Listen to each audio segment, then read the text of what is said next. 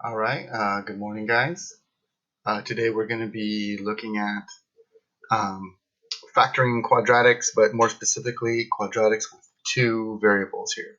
Okay, so we're still going to use x factor, it's still the same.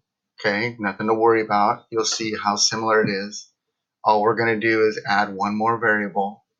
Okay, the process is no different.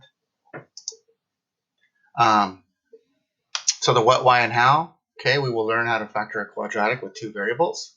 So today we're going to use just the variables x and y. Why are we doing it? Because sometimes quadratics have more than one variable. Okay, it is possible. Okay, and I really want you guys to see that it is factorable. Okay, so I'll show you that when you multiply it out, you will get the same result. How do we know if we've accomplished today's what? Well, given a quadratic with two variables, students will be able to factor it. Okay, and I actually should have given you an example here, but no biggie, we'll get to it right now. Okay, so let's consider this. Let's say we have these two binomials. Okay, why is it a binomial? Because there's 1, 2 terms, and then 1, 2 terms. So this is a binomial times a binomial. Okay, and remember, when you factor a quadratic, more than likely, that's what you're going to get. You're going to get two binomials. Okay, so I'm just going to multiply this out. Okay, I'm going to show the distribution. So I'm going to take x, that gives me x squared. I'm going to distribute it here and get x times 4y is plus 4xy. And then down here, I'm going to distribute the 2y. And then 2y times x is just 2xy. I put the variables in order.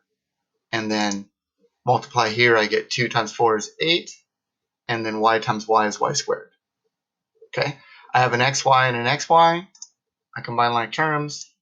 And I end up with x squared plus 6xy plus 8y squared. So this is a quadratic. Okay, it's a quadratic. It just happens to have a y in there. And look what happened.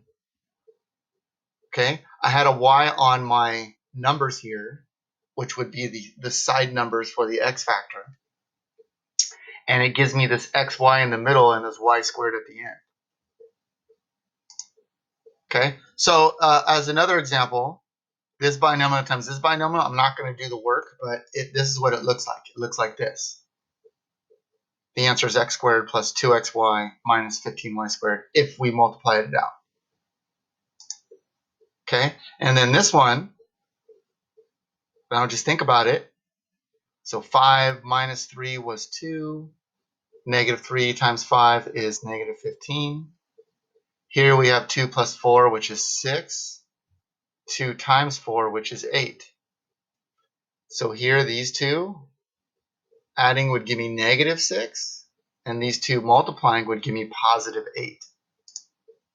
So I got negative 6xy plus 8y squared. Okay, now let's just see if we were x factoring. Let's just see what happens.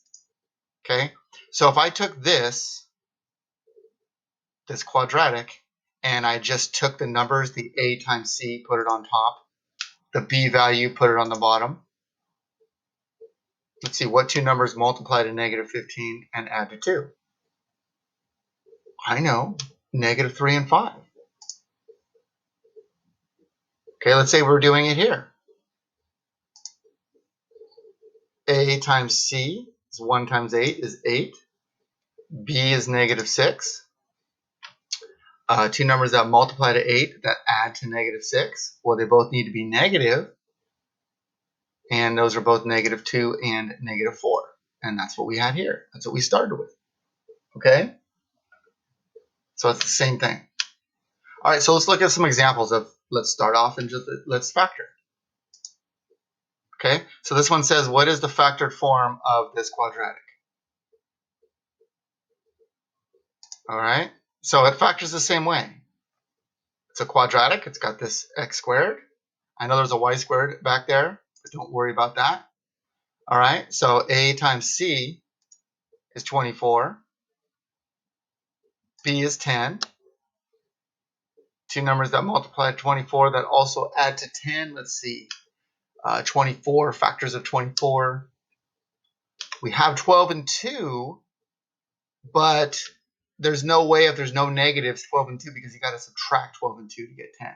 But if we do 6 and 4, you add 6 and 4 and multiply 6 and 4, you get 24 and 10. Okay, so remember we divide by a, and then that reduces. We're getting the habit of doing this. So 6 divided by 1 is 6. 4 divided by 1 is 4. So the only difference now from here, the only thing we do differently now is we add a y into the mix. Okay, so we add a y to each of these values.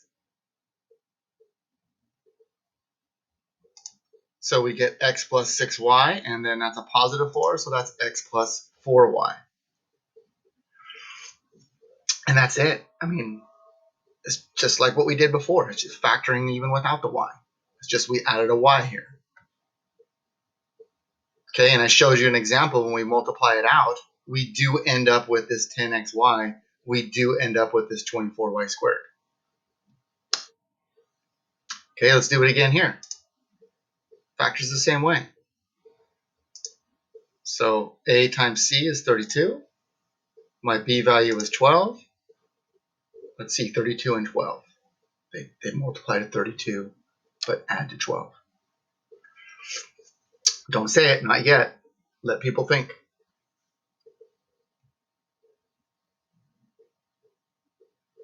Is it 16 and 2? No. Oh, 8 and 4. That'll work. 8 and 4. But then we divide by a. We have to get used to that. I can't say it enough. So 8 divided by 1 reduces to 8. 4 divided by 1 reduces to 4. And the only difference now because of the y, that y right there, that y squared and the y, is we add a y to each factor. So we end up with x plus 8y and x plus 4y.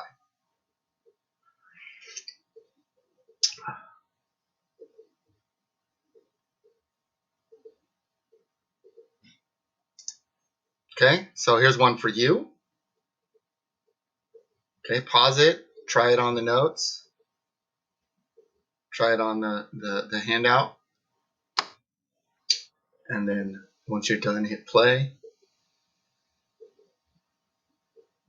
Okay, so I'm going to x factor this. A times c is 21, b is negative 10. All right, so both numbers multiply to a positive, but they add to a negative. They multiply to a positive, but add to a negative.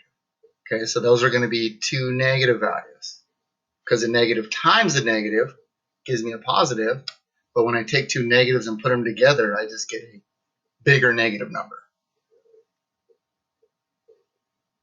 Okay, and 7 times 3 is 21, so it's negative 7 and negative 3. We're getting the habit of dividing by a. Negative 7 divided by 1 is negative 7. Negative 3 divided by 1 is negative 3. And now because there's a y in the mix, we add that y to each of these factors. We end with x minus 7y times x minus 3y. Okay, and if you guys want to see that multiplied out, let me show you that you will end up with what we started. Okay, I'm just going to back up one little step here. Oh, can't do it. Okay, so I'm going to go ahead and distribute. X times x is x squared. X times negative 3y is negative 3xy. Okay, I put the variables in order, in alphabetical order. And then I'm going to distribute here this negative 7y. So negative 7y times x is negative 7xy. And then I distribute over here. Negative 7 times negative 3 is positive 21. And then a y times a y gives me y squared. So then I'm going to combine like terms here with these two terms. So I get x squared minus 10xy, and then here I got this plus 21y squared. Okay? Actually, let me.